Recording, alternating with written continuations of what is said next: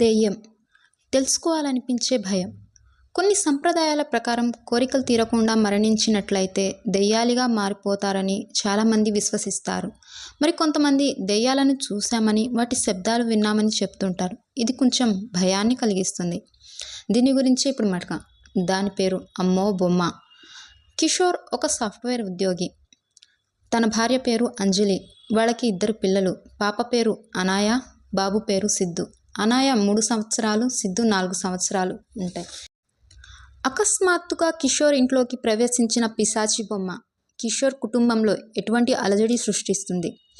వాళ్ళు ఎదుర్కొనే ప్రమాదం ఏంటి? ఆ ప్రమాదాన్ని కిషోర్, అంజలి ముందుగానే తెలుసుకుంటారా? వారి పిల్లల్ని ఆ పిశాచి బొమ్మ నుండి కాపాడుకోగలరా? కిషోర్ వాళ్ళు ఒక అపార్ట్మెంట్లో ఉండేవారు. అది ఆఫీస్కి దగ్గరగా ఉండడం చేత వాళ్ళకి అది కంఫర్టబుల్గా అనిపించి వాళ్ళు ఆ అపార్ట్మెంట్లోనే ఉండేవారు. కిషోర్ వర్క్లో పడి ఏమీ తినకుండా వెళ్ళేవాడు. కిషోర్ అలా ఏం తినకుండా వెళ్ళినప్పుడు అంజలి చాలా బాధపడేది. దానికి తోడు పిల్లలు లేచేసరికి ఆఫీస్కి వెళ్ళిపోయేవాడు. కిషోర్ ఆఫీస్ నుండి తిరిగి వచ్చేసరికి పిల్లలు నాన్న కోసం బెంగ పెట్టుకొని నిద్రపోయేవారు. రోజు 1 గంట అయినా పిల్లలతో టైం స్పెండ్ చేద్దామంటే అవకాశం దొరికేది కాదు. ఆదివారం అలాగే సెలవు రోజుల్లో తప్ప భార్య పిల్లలతో టైం స్పెండ్ చేసేవాడు కాదు. ఒకరోజు కిషోర్ ఆఫీస్కి వెళ్ళాక అనాయ నాన్న కావాలి అని చాలా గొడవ చేసింది.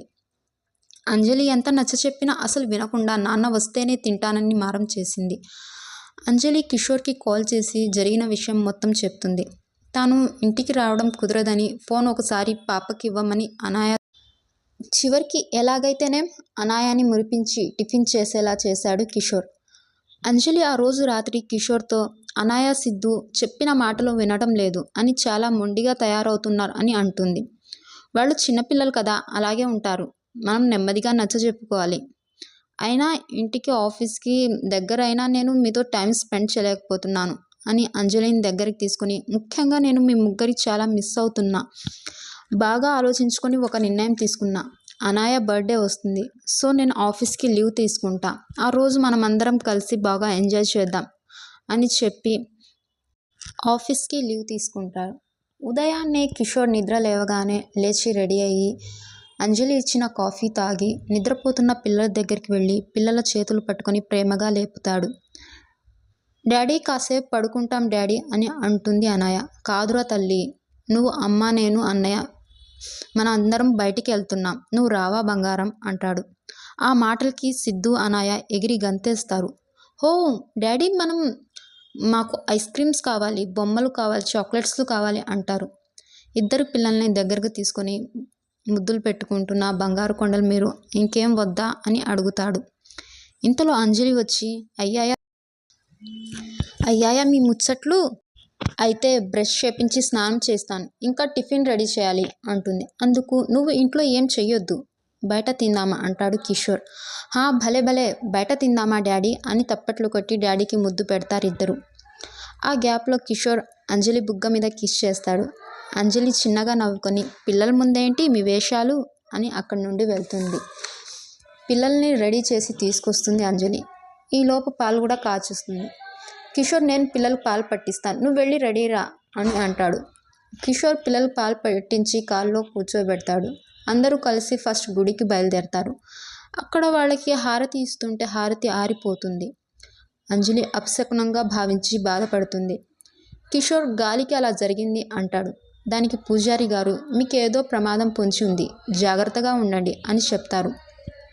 మళ్ళీ హారతి వెలిగించి దేవుడికి చూపించి అప్పుడు వాళ్ళకి ఇస్తారు.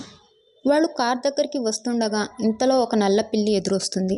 అంజలికి దాంతో ఇంకా భయం పట్టుకుంటుంది. కిషోర్ అంజలి చేయి పట్టుకొని ధైర్యం చెప్తాడు. ముందు హోటల్కి వెళ్ళి భోజనం చేయాలనుకుంటారు. పిల్లలు బొమ్మలు అని గొడవ చేసేసరికి షాపింగ్ మాల్కి వెళ్తారు. అక్కడ కావలసినవన్నీ తీసుకొని పిల్లలకు బొమ్మలు కనిపెట్టి తీసుకొని వస్తూ ఉంటారు.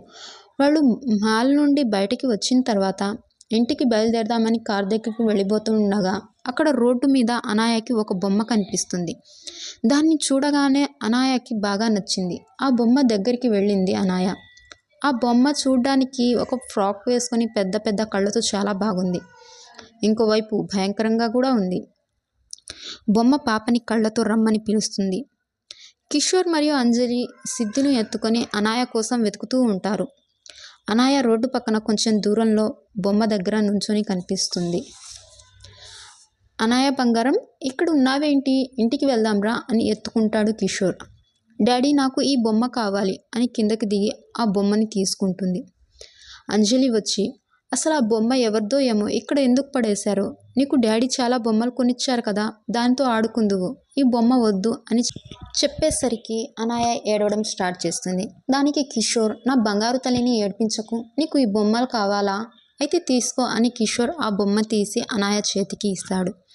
దానికి అంజలి, అసలు ఈ బొమ్మ ఎవరిదో ఏమో, ఇంత మంచి బొమ్మని ఎందుకు పడేశారు, కొంచెం కూడా ఆలోచించకుండా మీరు ఏంటండి చిన్నపిల్ల అని కోప్పడుతుంది.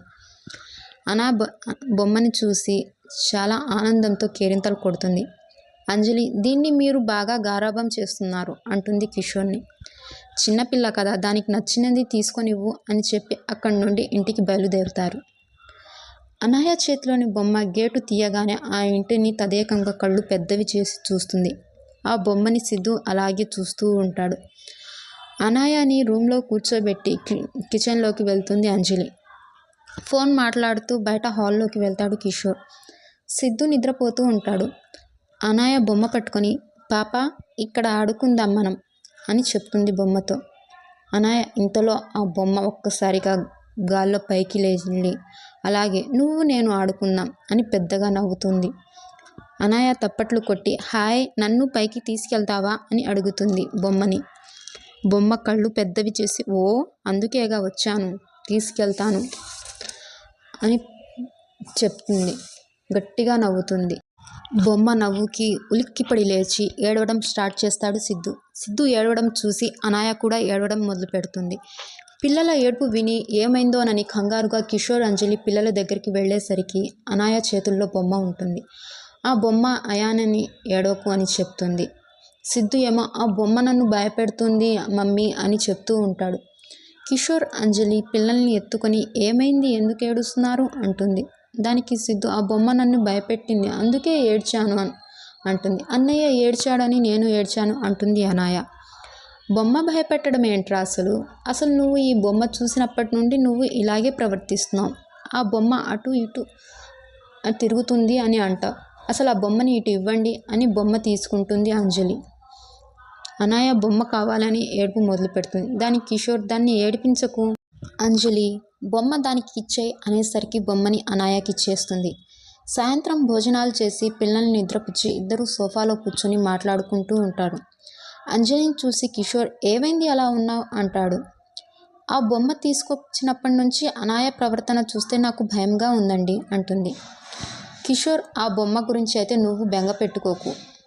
అంతలో కిషోర్ వాళ్ళ అమ్మగారు ఫోన్ చేస్తారు. కొంచెం సేపు మాట్లాడాక కాల్ కట్ చేసి, రండి పడుకుందరు, ఉదయాన్నే లేవాలి అనేసరికి కిషోర్ వెళ్ళి పడుకుంటాడు.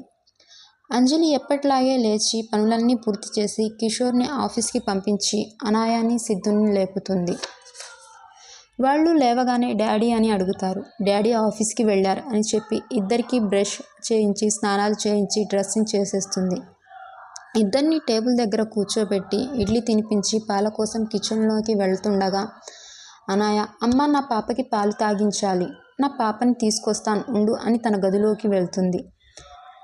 నువ్వు పాలు తాగు, పాప పాలు తాగదు బంగారం, అన్నయ్యని చూడు పాలు తాగేస్తున్నాడు, నువ్వు పాలు తాగేసి అప్పుడు బొమ్మతో ఆడుకుందు గాని అని అంజలి పాపని పట్టుకుంటుంది. అప్పటికే అనాయ గదిలో నుండి బొమ్మని తీసుకుని వస్తుంది. డాడీ ఇంకా చాలా బొమ్మలు కొన్నారు, వాటితో ఆడుకోవచ్చు కదా అని అంటాడు సిద్ధు. ఇదిగో పాలు తాగి అప్పుడు ఆడుకో అని అంజలి పాల గ్లాసు అనాయ చేతికి ఇచ్చి వెనక్కి తిరిగి సిద్ధు చూస్తూ ఉంటుంది. అనాయ పాల గ్లాస్ బొమ్మకి ఇచ్చి తాగమంటుంది. బొమ్మ అనాయ చేతిలో పాల గ్లాస్ తీసుకుని తాగేస్తుంది. అమ్మ పాప పాలు తాగేసింది అనేసరికి అంజలి వెనక్కి తిరిగేసరికి బొమ్మ చేతిలో గ్లాస్ అనాయ చేతిలో ఉంటుంది. బొమ్మ మూతి చుట్టూ పాలు అంటుకొని ఉంటాయి. ఇది నిజమేనా అని అంజలి భయంతో ఆశ్చర్యంగా చూస్తుంది. అమ్మ నేను పాప ఆడుకుంటాం అని అనాయ అంజలి చేయి పట్టుకొని లాగి చెప్తుంది. అప్పటికి కానీ అంజలి షాక్లో నుండి బయటికి రాదు. అంజలికి ఆలోచించే కొద్దీ పిచ్చెక్కినట్టు అవుతుంది. ఆ విషయాన్ని కిషోర్కి చెప్తుంది. ఎందుకైనా మంచిదే అని తనకు తెలిసిన ఒక సాధువుకి ఈ విషయాన్ని చెప్తాడు కిషోర్. కిషోర్ తన అనాయాకి ఆ బొమ్మ దొరికినప్పటి నుండి జరిగిన సంఘటనలు మొత్తం చెప్తాడు. గురువుగారు, నాకు ఇప్పటికీ అర్థం కావట్లేదు. బొమ్మ పాలు తాగడం ఏంటండి? నాకు ఆశ్చర్యంగా ఉంది, భయం కూడా ఉంది. ముఖ్యంగా నా పిల్లలకి ఏమవుతుందో అని భయంగా ఉంది అని గట్టిగా అని దానికి ఆయన, ఇది బాగా ఆలోచించవలసిందే. పిల్లలకి ఆ బొమ్మని ఇంటికి తీసుకొని రాకుండా వలసింది అనేసరికి కిషోర్ అనాయ గుక్కపట్టి ఏడ్చేసరికి కాదని లేక తీసుకొచ్చాం అని మౌనంగా ఉండి, సరే అలా అయితే ఆ బొమ్మని పడేయమంటారా? దానికి ఆ సాధు, పడేస్తే పోయే బొమ్మ కాదది, దానిలో ఏదో దుష్టశక్తి ఉంది. ఎక్కడ పడవేసినా పాపని వెతుక్కుంటూ వస్తుంది. దానికి కిషోర్ కంగారుగా, ఇప్పుడు ఏం చేయాలి గురువుగారు? దానివల్ల పిల్లలకి ఏదైనా అయితే నేను నా భార్య బ్రతకలేం, మీరే పరిష్కారం చూపించాలి అంటాడు. దానికి ఆయన, దేవుడి మీద భారం వేసి మన వంతు ప్రయత్నం మనం చేద్దాం, రేపు పిల్లల్ని ఇక్కడికి తీసుకురండి అంటారు. దానికి కిషోర్ సరేనని అక్కడి నుండి వెళ్ళిపోతాడు. అనాయ సిద్ధు ఆడుకుంటూ ఉండగా ఆ బొమ్మ భయంకరంగా నవ్వుతూ పాప దగ్గరికి వచ్చేసింది. దాన్ని చూసి సిద్ధు ఏడ్పు అందుకుంటాడు. కిచెన్లో ఉన్న అంజలి పిల్లల వేడుపు విని బయటకు పరిగెత్తుకుంటూ వస్తుంది. అప్పుడు ఆ బొమ్మ అక్కడ ఉండదు. మర్నాడు ఉదయం కిషోర్ నిద్ర లేవగానే పిల్లల వైపు తిరిగి చూస్తాడు. అప్పుడు పడుకున్న పాప మీద బొమ్మ కూర్చుని ఉంటుంది. దాన్ని చూసిన కిషోర్కి చెమటలు పట్టేస్తాయి. వెంటనే పిల్లల దగ్గరికి వెళ్ళి ఆ బొమ్మని లాగి బయట పడేస్తాడు. అలా పడేగానే ఆ బొమ్మ భయంకరంగా మారి కిషోర్ గొంతు పట్టుకుంటుంది. కిషోర్ ఎంతో బలంగా దాని నుండి విడిపించుకొని పిల్లల్ని తీసుకుని బయటకు వచ్చి రూమ్ లాక్ చేసేస్తాడు. ఇంకా లేట్ చేస్తే ప్రమాదం అని సాధువు దగ్గరికి పిల్లల్ని అంజలిని తీసుకొని కారులో కూర్చుంటాడు. వాళ్ళు అలా వెళ్ళగానే ఆ బొమ్మ ఒక్కసారిగా గాల్లోకి ఎగిరి భయంకరంగా నవ్వుతూ ఉంటుంది. తదుపరి భాగం నెక్స్ట్ పార్ట్లో తెలుసుకుందాం. అసలు ఆ బొమ్మ కథ ఏంటో.